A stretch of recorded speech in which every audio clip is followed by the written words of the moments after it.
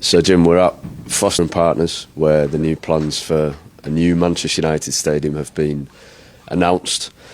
The following questions come from my perspective as a Manchester United fan and someone who stands in the Stretford end with my family and my mates. And so the first one is, was the decision to go for a new build rather than a redevelopment of a historic ground, was that a hard one?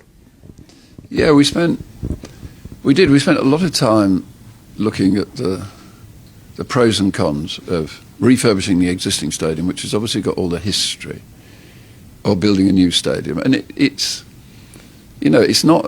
wasn't the easiest of decisions in a way, because, the history of Manchester United is so important. But ultimately, I suppose, where we finished up was that we've got a ground at the Old Trafford ground today, which is a bit piecemeal, isn't it?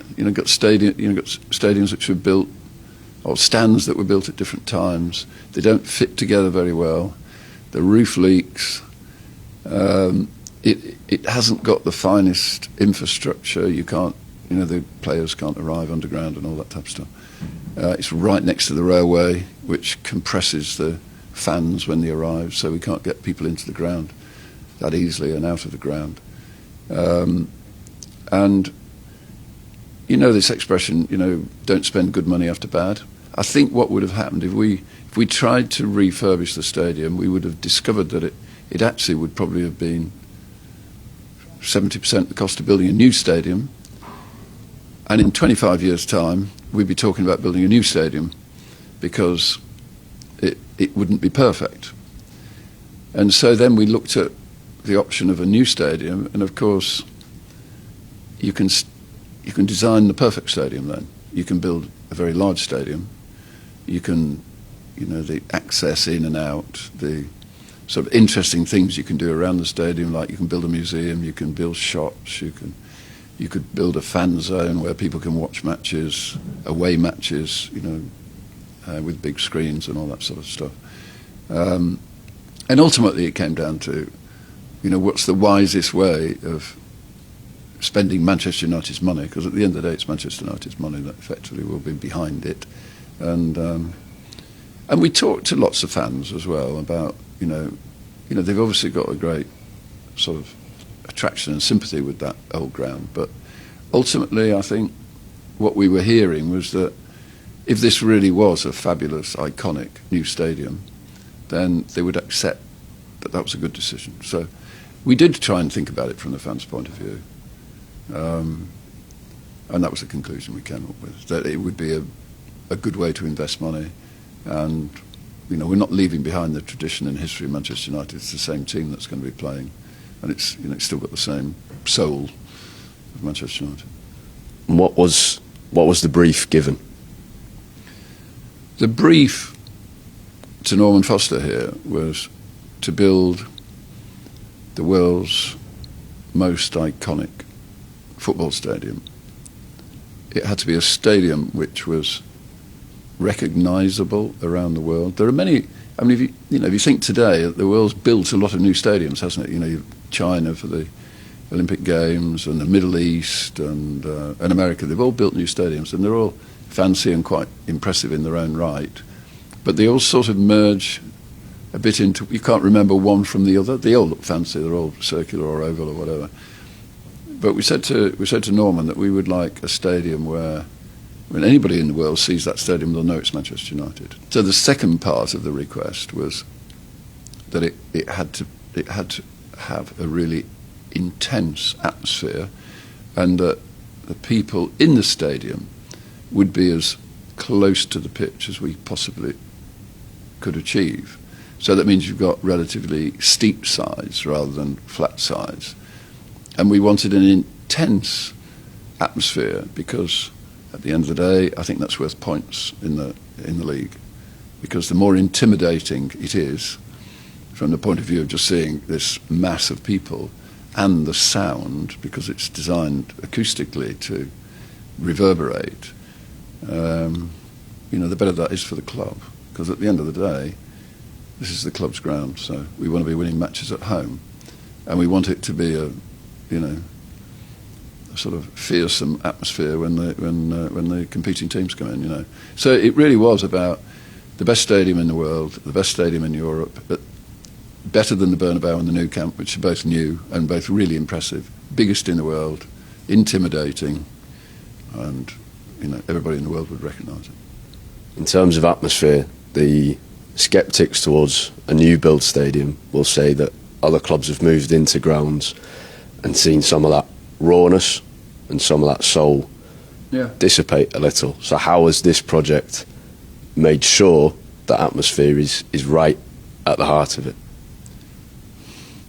Because that's the sort of, in a sense, the number one objective in designing this ground. Is,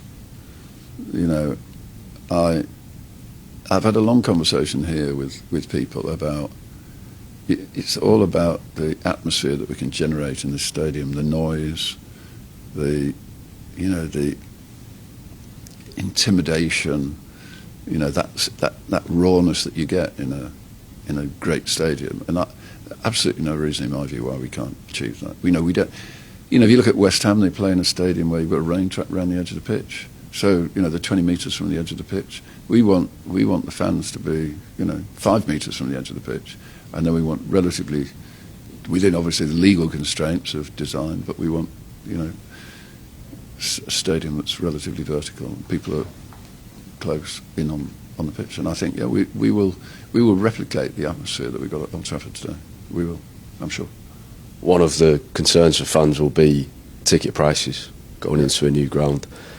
Is that a commitment from this early stage that there will be affordable tickets, and could we even see a scenario where, because of the expanded capacity, that the costs for the most loyal supporters might be subsidised by that expanded capacity? I think it's critical. I mean, this stadium is for Manchester United supporters, and the majority of people who go to the ground are the people who live in Manchester and that community around. So the tickets have to be affordable and they have to be a fair price. So I fully support and understand. And remember, I was brought up on a council estate in Manchester, so it's not something that I'm incapable of understanding. I mean, that's where I started life, the first 10 years of my life anyway. And but there will also be seats that there'll be corporate entertainment. There'll be seats where people come from Hong Kong or people come up from London. They'll have to pay a bit more money for those. But we're going to look after the people in Manchester. For those fans as well who have been going to Old Trafford for many years and have that tradition of going to the game and standing on the Stretford end has been passed down the generations. Yeah. They will be sad to leave Old Trafford, regardless of how exciting any designs will be. So why, in your opinion, is such a big move worth it? Because I think I sort of get that, and I understand that sort of attachment to the past, but really at the end of the day, I think for the fans, the single most important thing is that we win silverware. I mean, what raises your spirits at the weekend is when we win football matches. If we lose a football match at the end, it sort of dampens your spirits, doesn't it? What we want to be doing, we want to see the best footballers in the world winning football matches, playing for Manchester United. And I think that's what we'll achieve with the new stadium. And I think that's more difficult in the old stadium if we spend an awful lot of money refurbishing an old stadium. And I think, you saw, if you're a season ticket, you probably saw the game on Sunday, the Arsenal match in the second half.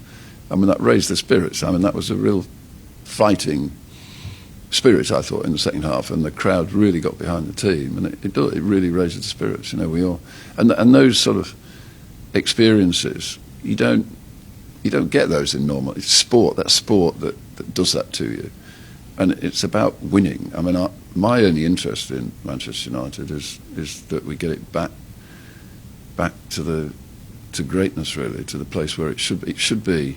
We all think of Real Madrid as being a fabulous team, or Barcelona. We don't think about Manchester United in those terms at the moment, but we should be thinking about Manchester United in those terms. It should be one of the top 3 or 4 teams in Europe, and that's where I want to get United back to. So what is it about this design that Foster and Partners have put together? What's the bit that excites you the most? I think it's scale. 100,000 people in a stadium is...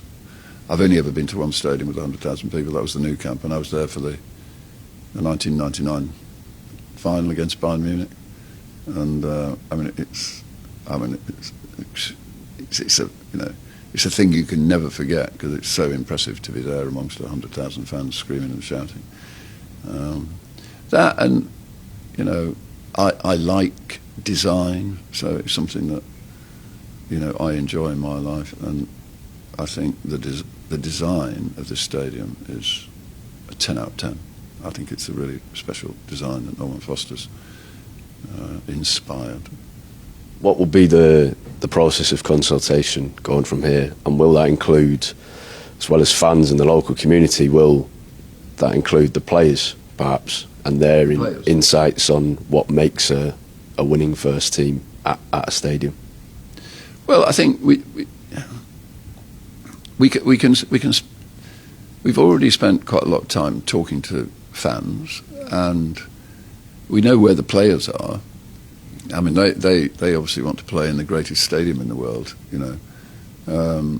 So I think the consultation will continue, but I'd also like to get on with it, because we can spend 10 years building a new stadium, or we can spend 5 years building a new stadium, and I'd rather spend 5 years than 10 years. I might not be here in 10 years. So what can Manchester United achieve? We're sat in front of a portrayal of what Carrington might look like in a few months' time. Between this project and what happens next with an Old Trafford regeneration project, what do you envisage the future of Manchester United in this new stadium? I just think it'll return to greatness. It'll be a great football club again. You know, Carrington, I think, will be best in class, so we'll have one of the world's best training facilities.